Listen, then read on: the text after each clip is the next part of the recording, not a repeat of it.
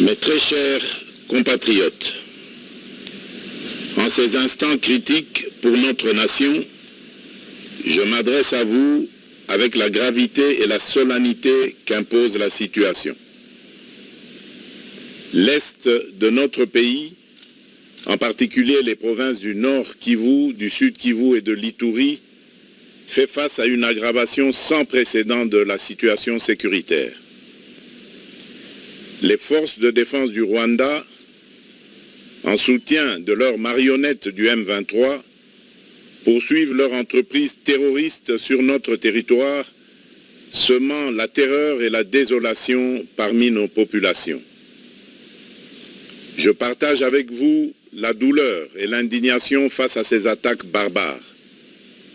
Ces actes ne sont pas seulement une attaque contre la République, mais une offense à l'histoire et à la dignité de notre peuple. En ces moments difficiles, je vous appelle à la résilience et surtout à la résistance. Face à cette situation, permettez-moi de vous rassurer. Une riposte vigoureuse et coordonnée contre ces terroristes et leurs parrains est en cours. Nos vaillantes forces armées de la République démocratique du Congo, symboles de courage et de patriotisme, sont pleinement mobilisées, prêtes à défendre chaque centimètre de notre territoire. J'ai personnellement convoqué et présidé des réunions de crise avec une équipe restreinte du gouvernement, le haut commandement militaire ainsi qu'une réunion interinstitutionnelle afin d'évaluer les récents développements de la situation et de lever les options pour repousser les agresseurs et reconquérir chaque parcelle de notre territoire. À cet effet, j'ai nommé ce 28 janvier le général-major Évariste Somo Kakule au poste de gouverneur militaire du Nord Kivu pour renforcer la coordination des opérations militaires et restaurer l'autorité de l'État. Parallèlement, nous avons engagé d'importantes démarches diplomatiques, notamment au sein du Conseil de sécurité des Nations Unies, ainsi que dans le cadre du processus de paix de Luanda, auquel nous restons pleinement engagés malgré les obstacles. Nous privilégions la voie du dialogue, mais toujours avec lucidité, tout en restant fermement résolus à défendre notre territoire et notre souveraineté par tous les moyens nécessaires. Mais ce combat n'est pas seulement celui des FARDC. C'est le combat de tout un peuple, le combat de notre identité congolaise, afin de léguer aux générations futures un pays prospère et en paix. À tous nos compatriotes, dans chaque province, chaque ville, chaque territoire et chaque village, ainsi que ceux de la diaspora, sans distinction d'appartenance ethnique ou politique, unissons nos efforts. Apportons un soutien indéfectible, moral et matériel à nos vaillants soldats. Mobilisons-nous comme un seul homme pour défendre notre souveraineté et sauvegarder notre intégrité territoriale. Je suis pleinement conscient des souffrances de nos compatriotes qui fuient les hostilités. Le gouvernement est instruit d'activer le plan d'urgence humanitaire pour venir en aide aux déplacés. À vous, habitants de Goma et des environs, je ressens profondément votre douleur qui est aussi la mienne. Elle traverse nos cœurs et nos âmes en tant que fils et filles d'une même patrie. Mais face à cette épreuve, je vous exhorte à puiser dans cette force intérieure qui fait la grandeur du peuple congolais. Résistez avec courage. Faites preuve de vigilance constante et gardez votre calme malgré l'adversité. Sachez que nous ne sommes pas restés inactifs. Des plans de contingence sont préparés pour assurer la protection de la population civile et prévenir toute escalade de la violence. Les dispositifs de sécurité ont été renforcés pour protéger les zones stratégiques et nous travaillons sans relâche pour garantir le fonctionnement des services essentiels. Je tiens à rendre un hommage solennel à tous ceux qui ont payé le prix ultime dans cette lutte pour notre dignité et notre souveraineté. J'ai une pensée pieuse pour le général-major Peter Chirimwami, gouverneur militaire du Nord Kivu, tombé les armes à la main. Je m'incline avec respect devant la mémoire de tous nos militaires et de tous les Wazalendo tombés sur le champ d'honneur. Je pense aussi aux soldats de la mission de la communauté de développement d'Afrique australe, la SAMI d'IRC, qui combattent à nos côtés, aux casques bleus de la MONUSCO qui ont sacrifié leur vie pour la paix, ainsi qu'aux innombrables civils victimes de la barbarie ennemie. Leur courage et leur sacrifice ne seront jamais oubliés. Et nous portons leur flambeau avec la ferme détermination d'achever leur noble combat. Je voudrais ici interpeller directement la communauté internationale et l'Union africaine. Le Rwanda continue de violer ouvertement et sans scrupule les principes fondamentaux de la Charte des Nations Unies ainsi que les accords régionaux. Pire, ces agissements se déroulent dans une impunité totale et ce, avec un mépris manifeste des règles internationales et des valeurs que ces institutions sont censées défendre.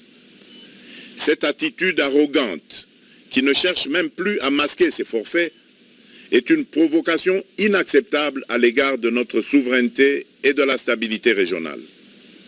La présence de milliers de soldats rwandais sur notre sol, leur soutien politique, logistique et militaire à leur pantin du M23, ainsi que leur implication dans l'exploitation illégale de nos ressources naturelles, nous conduisent tout droit à une escalade aux conséquences imprévisibles, mettant en danger toute la région des Grands Lacs.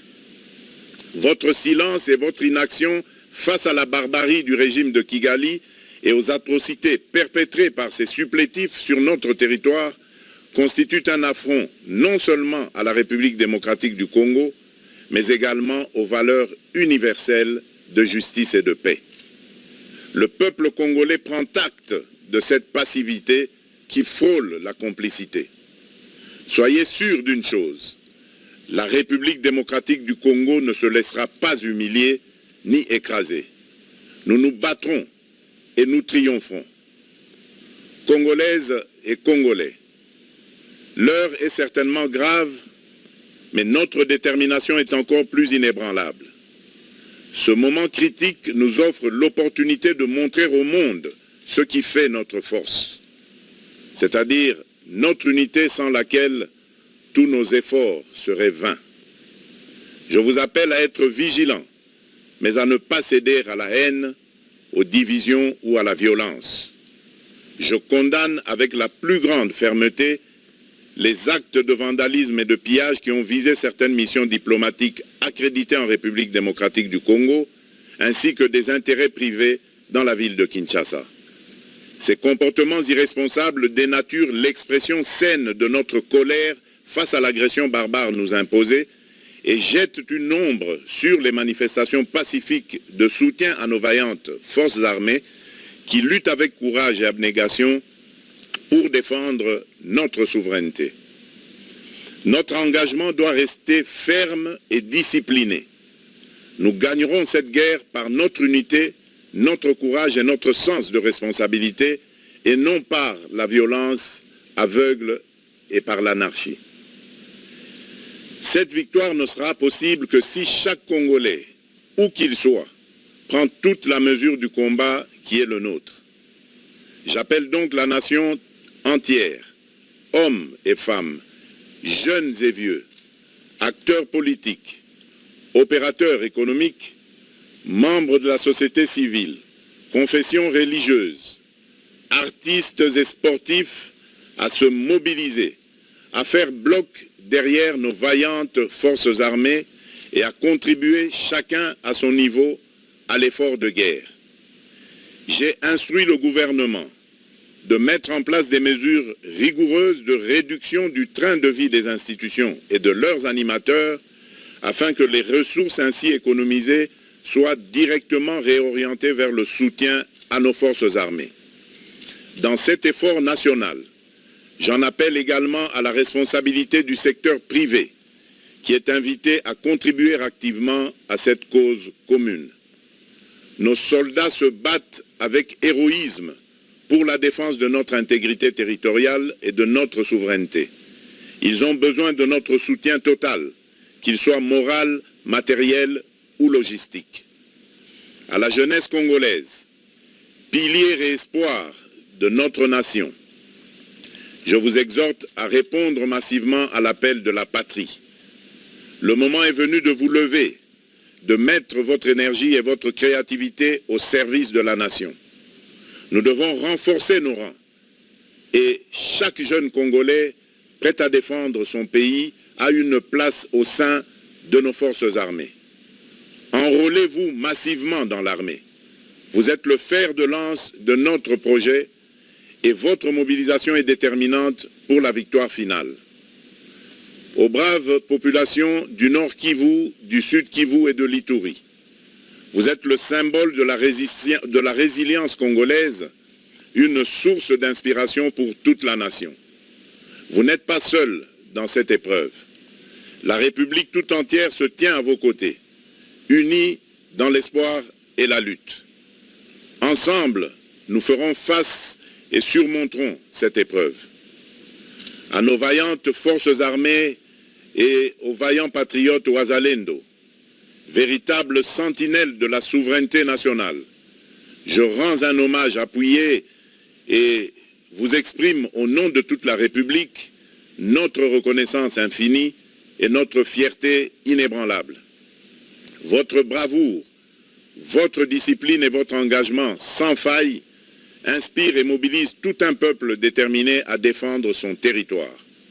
Sachez-le, la République ne vous abandonnera jamais. Votre combat est le nôtre et vos sacrifices ne seront jamais oubliés. Vous incarnez l'honneur de la nation congolaise. À tous mes compatriotes, d'ici et de la diaspora, la République démocratique du Congo ne pliera pas. La République démocratique du Congo ne reculera pas. Je ne vous abandonnerai jamais. J'en fais ici le serment. Le soleil n'a pas cessé de briller sur notre patrie. Ensemble, main dans la main, nous surmonterons cette tempête et nous ouvrirons une ère nouvelle de paix et de prospérité pour les générations futures. Que Dieu bénisse la République démocratique du Congo et son peuple. Je vous remercie.